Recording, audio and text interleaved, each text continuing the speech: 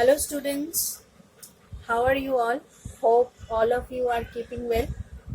So today we have Merchant of Venice class, and in my last class I was up to here. It was Act 2 Scene 1. Act 2 Scene 1, right. Here it is written Act 2 Scene 2. Why?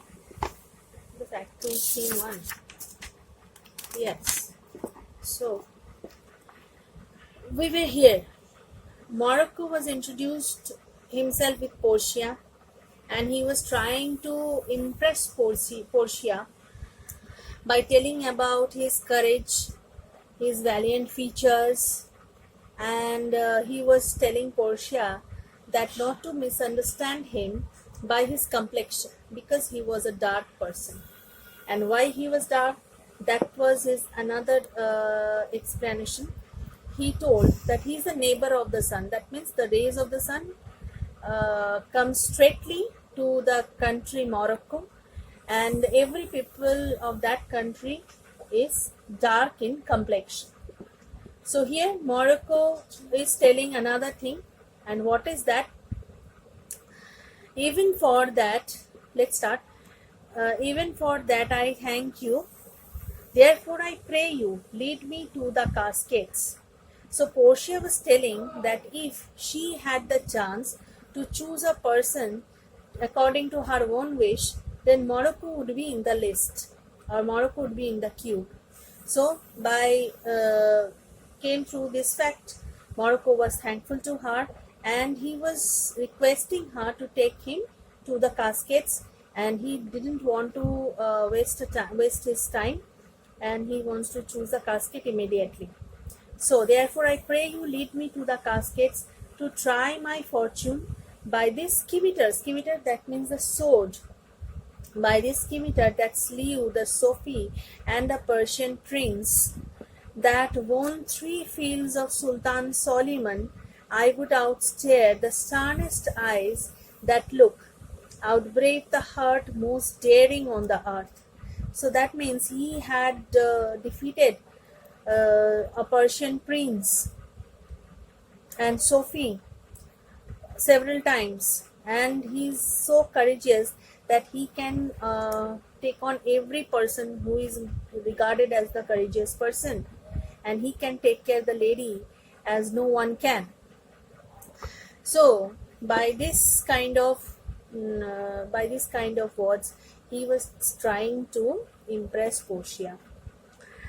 Now, pluck the young sucking cubs from the she-bear. So that is definitely a very courageous deed, because an animal, when it becomes the mother animal, whatever animal it is, she is very much furious in nature. She becomes very much furious in nature when she gave birth the little ones, and she is very much protective, and she protects her and little cubs or little kittens or little puppies very carefully. No one can snatch the little ones from her, and especially when she is feeding the little ones. So Prince of Morocco is telling that she-bear, that means the mother bear, from the mother bear he can snatch away the cubs who is supposed to sucking the milk from the mother. So how much courageous person he was, because we all know that bear eats a man or an animal alive. Ye mock the lion when he roars for prey. Lions, in the case of lions are regarded as the king of the jungle. It's true, because lion didn't hunt when it is not hungry. Tiger always hunts when it feels insecure or when it feels angry. Lion always hunts without feeling hungry. It always hunts, but in the case of lions it is not so.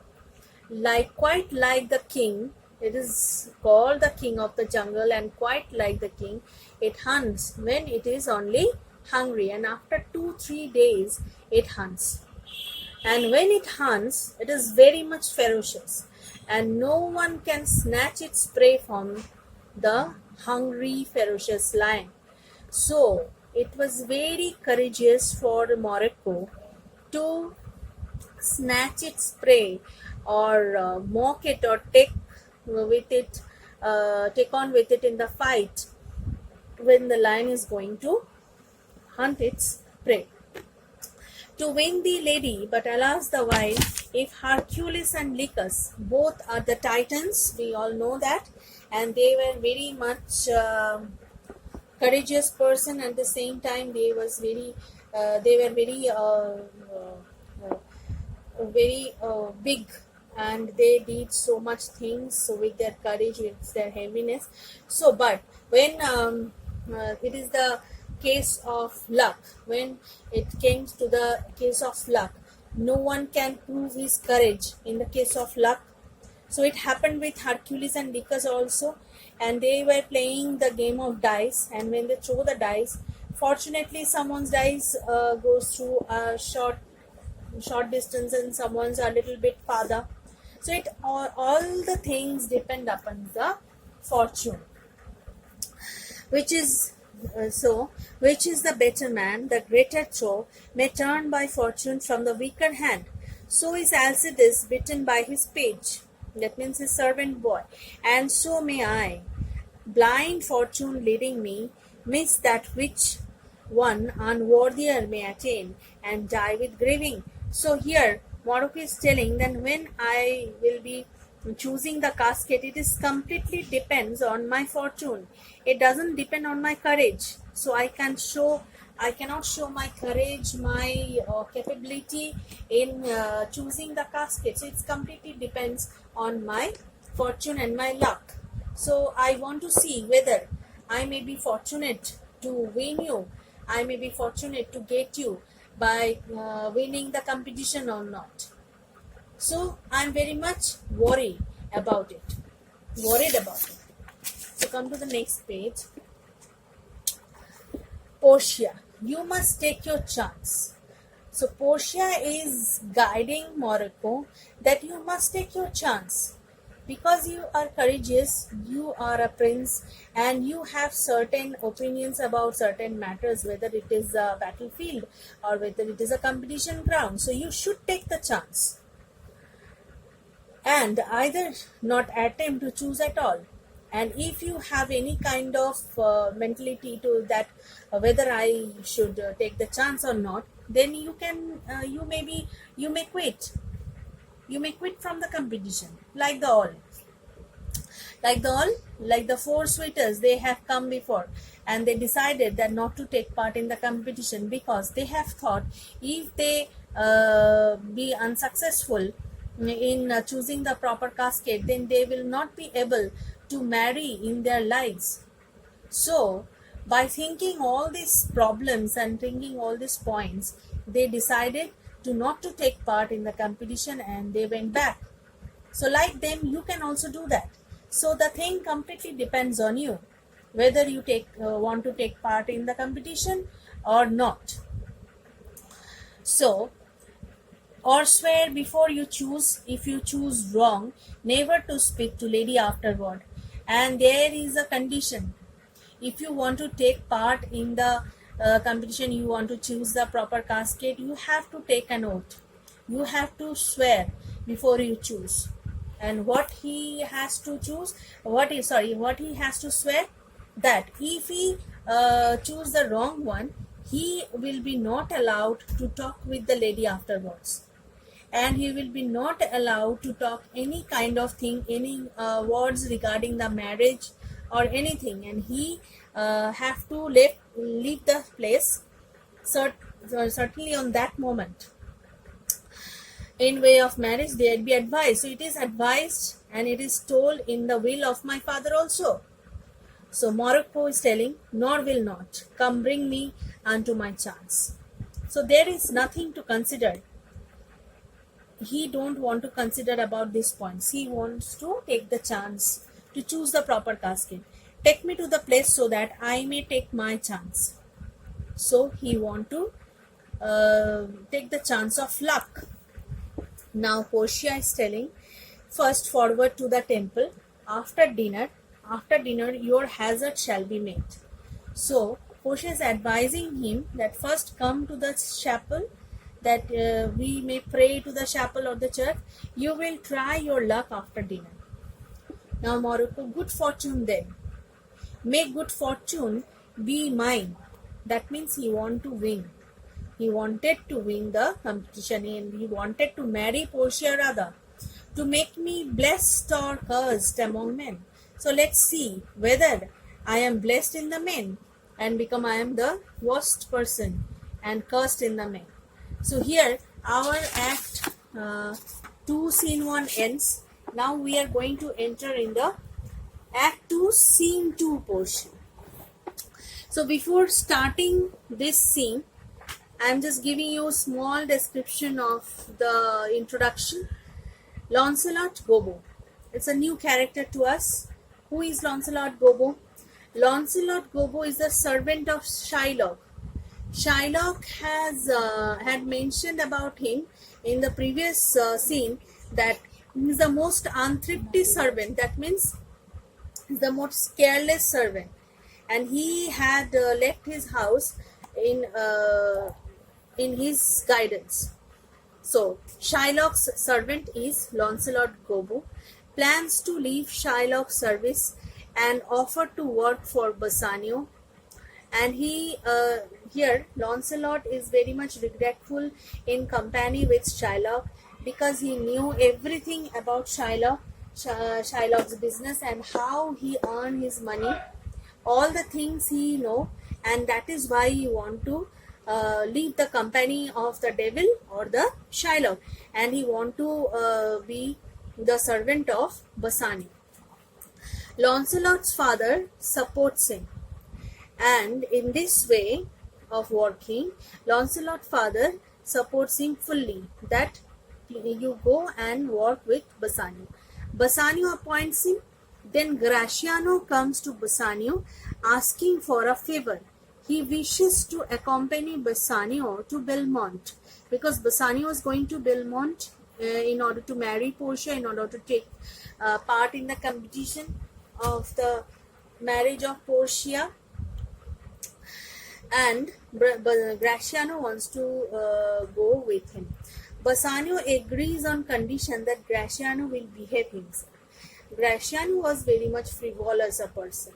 He was very free and frank and always making pranks with the friends and always be merry.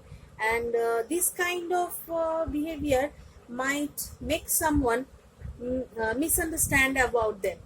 So that is why Bassanio is telling or advising him like so.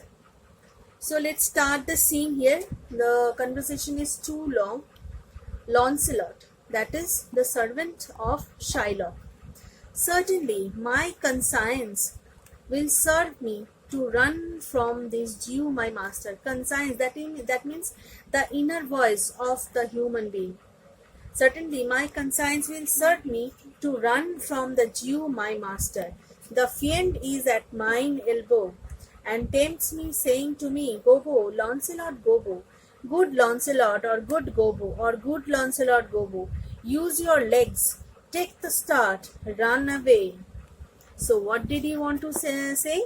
That I am sure my conscience or my inner voice will not allow me to run away from the Jew, my master, because it is forbidding me, because Shylock is my master, and I have served him for a long time, and he gives me the money, and I am, that means Lancelot, he is quite sure that he wants to run away or leave the company of Shylock. The devil standing by me is urging me to run away. So Shylock is tempting him that go from here, go from here. It is tempting me. It says, Gobbo, Lancelot, Gobbo, good Lancelot, good Gobbo. When we say several times, it kind of that you are a good person, oh good Lancelot Gobbo, oh good. That means he is taunting him. Do not waste your time. Run away from here. Don't waste your time here. If you want to do another job, you go. You may go now. So his conscience, that means the conscience of Lancelot, it's several times telling him that leave the company of Shylock. But his inner voice is telling that is there are two kind of inner voice in a human being. One is a positive one and another is the negative one. And the positive one is telling him that he is your master. He had given you the food, the clothes, everything. And if you do that kind of thing, that you are ungrateful to him and you are leaving his company. And the wrong inner voice in him telling him that leave the company of the devil. You can find better options from him, from going from here. So the two consciences are telling the right things. What should he do? He is in a dilemma. My conscience says, no, take heed, honest Lancelot. So I must wait. Take heed, honest Bobo. Or as aforesaid, honest Lancelot Bobo. Do not run, scorn running with thy heels. Well, the most courageous fiend bids me back. Via, says the fiend, away. Says the fiend, for the heavens rouse up a brave mind. Says the fiend, and run. Well, my conscience hanging about the neck of my heart says very wisely to me, my honest friend Lancelot, being an honest man's son, or rather an honest woman's son, well, my conscience says, Lancelot, budge not. Budge, says the fiend, budge not. So what did he want to say? My conscience does not allow me to do so. It says, being an honest man's son, you are a son of an honest man. So why you will be dishonest by leaving your master, rather an honest woman's son? Do not run from here. My father was prejudiced among roguish behavior. Against roguish behavior, we are not rogues. I must not run. Both my conscience and the devil counsel well. So he is quite in a dilemma here, and now in this class I am leaving up to here. Budge not. Okay, and in my next class I will carry it on. Okay, thank you.